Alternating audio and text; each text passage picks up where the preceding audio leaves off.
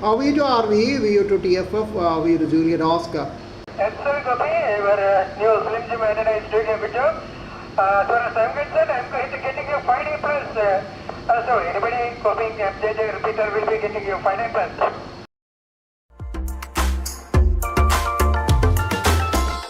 A repeater is a combination of a receiver and a transmitter that receives signals and retransmits it so as to cover a longer distance.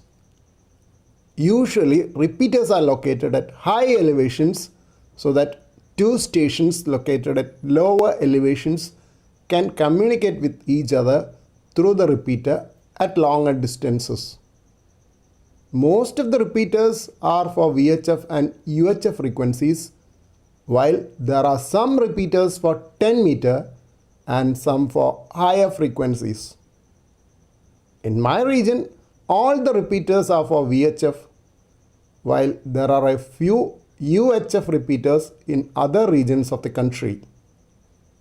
Usual communication on VHF, UHF and higher frequencies are limited by line of sight.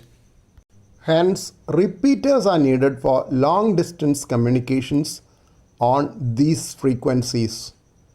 As an example, I am able to communicate easily through VU to MJJ repeater all the way from Kasaragod, about 180 kilometers north, to Kottayam, which is about 200 kilometers to the south.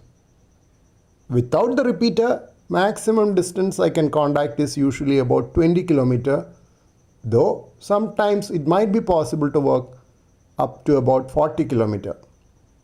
VU to MJJ repeater is at about 30 kilometers from my location, situated on a hill, so that people in my region are able to access it even with a small handheld radio.